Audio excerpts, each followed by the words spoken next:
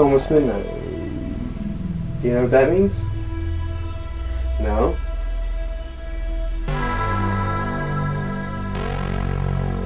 As soon as midnight hits, that's when we go live. Hi guys, and it's Lisa here from Lisa Loves channel to do a review for you for Geek Legion of Doom, and today I've got a very short one for you. This movie runs at 66 minutes long and is called Night. It's a new movie by a very young new director called Nicholas Michael Jacobs. He's a recent graduate of the Philadelphia High School for Creative and Performing Arts, so he is very young. This is probably, to my knowledge, his first project, so let's get into it. We have two main stars of this movie. The director himself actually plays the main protagonist of the movie, called Adam, and we have a young girl, Gianna Jacobs is the actual actress's name, and she plays the character of Judy throughout the film. We have two other people credited here within the movie. They don't really have specific roles as such. The director's girlfriend is actually credited in this, Alexis Beecher. She plays the role of a friend called Erica, who actually just makes a telephone call to Adam in this movie. We don't see her, it's just a voice role that she plays. So, to a synopsis of the movie. The movie opens where we see Adam, who, for want of a better word, is a stalker. He's getting dressed up to go out, obviously all in black, to disguise himself to try and find his next victim. We follow him through the streets where he has spied Judy. He's following her. It's very clear he's trying to get her to an area where he can abduct her, where she can be his victim. From that point, it actually transpires that this is a bit of a regular thing for Adam. He kidnaps young girls and uses them in a twisted live stream where viewers can make requests for specific amounts of money to have Adam carry out specific horrible things on the victim, in this case Judy. It may be a slap, a punch, a cut, it may be something worse, but that's the premise of what's going on here within the movie.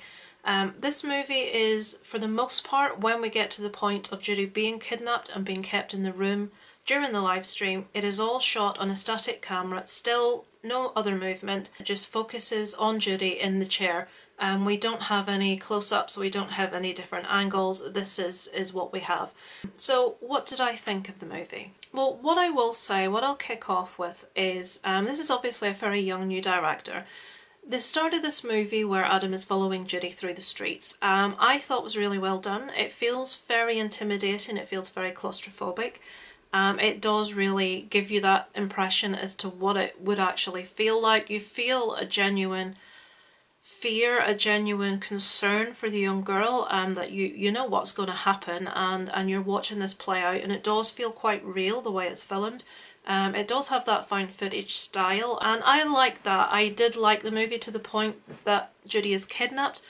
My pet peeves come from the point that we get back to the room and the live stream starts.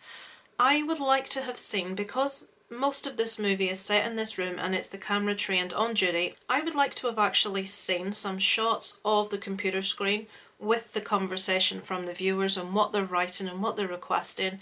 It would have added an extra little dimension to the movie.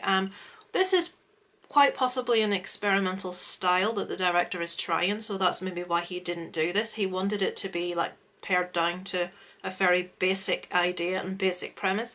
But for me, it would have added that extra dimension to actually see that chat window, like we do in a lot of movies. On Friended, Friend Request, we do see that sort of thing. Last year, Cam, which was very successful, we also got to see what was going on that screen as well as what we were looking at through the webcam.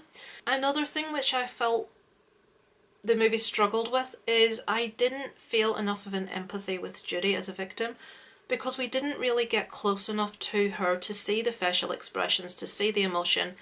Everything was from a quite far away camera, quite shadowed. I didn't feel we cared enough about her as a character to get the real enormity of what we were watching. A couple of little bugbears with regards to scenes during the live stream.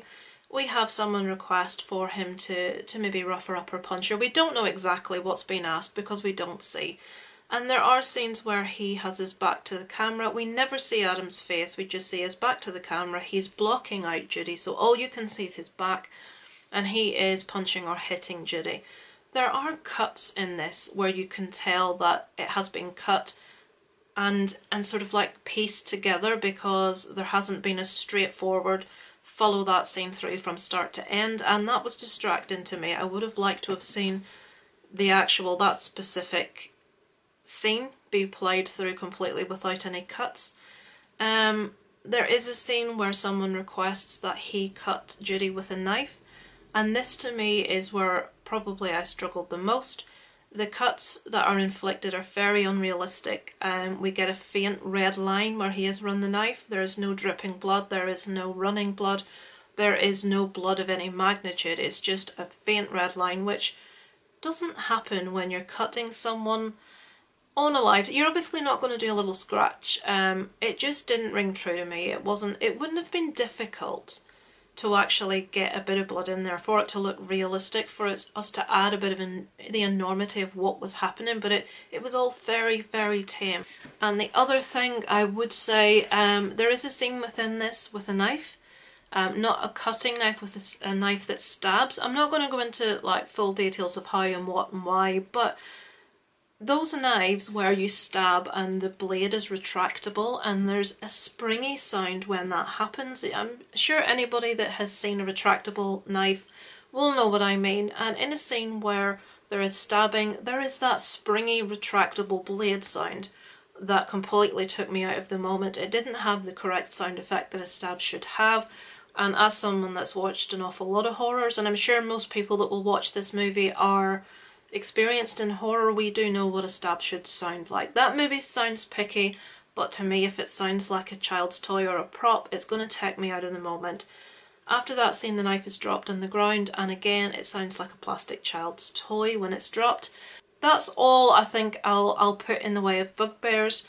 I can see what the director was going for here. I really enjoyed the first section where he is stalking Judy through the streets. I thought that was really well filmed. I thought it did add a sort of like a claustrophobia and a real sense of fear. When we get back to that room, I just felt that's when things started to go downhill. I didn't believe the situation. I just didn't see any real thought behind why he had chosen her, why he's doing this, what he's getting from it, any real understanding of Adam as a person. Obviously he could just be a sick, twisted person, which is obviously the case, but we need to get an added dimension to give us a little bit more than just getting to see the back of, you know, the person's back. We never actually even get to see Adam's face. It just, I felt very outside of it. I felt very disassociated because I couldn't fear Adam because I didn't know enough of him to fear him, and the actions he was carrying out weren't severe enough, weren't brutal enough for me to have a fear for him. It all seemed very much like Child's Play, and I don't mean the movie Child's Play, I mean it all seemed very tame. With Judy, I didn't get enough of an empathy for her to feel anything for her, while I felt more for her being stalked through the streets as a victim than I did when she was sat in that chair, in that room, about to undergo God only knows what. So I can see the idea that we were going with. I liked how it started. I would have liked to have seen different camera angles. I would have liked to have got a bit more of an idea of who Judy was. Close-ups, something that added an extra dimension to Adam as a character I would like to have seen. But yeah, this could be a promising young director if he takes more of what he did at the start of this movie. I think it was more the idea, not so much the execution, and also invest a little bit when it comes to special effects. We don't expect, to me less is more, always has been. But I would have preferred not to actually see the wounds on Judy's body with the knife than to see them and them look really bad. So yeah, I don't like to criticise films, especially young filmmakers coming up, and I do hope that this young director sort of takes from feedback that he gets from the movie and goes forward and makes something else. As I say, the start of this movie was very promising. It just lost things for me when we got to that room. So if I had to score this one or rate this one out of 10, I would probably come in at a 4.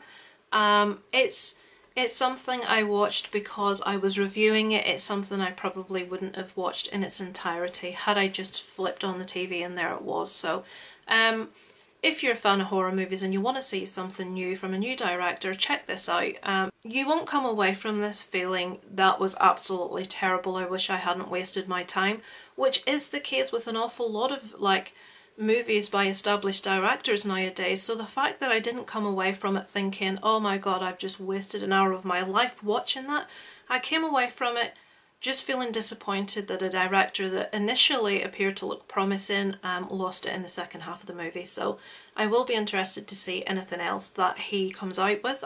There is a trailer available to watch for this one. I will pop the link in the description if you want to give it a watch. Let me know if you like the look of this one, what you think of the idea of the static camera and what I've described. Let me know your comments below, and I look forward to speaking to you next time.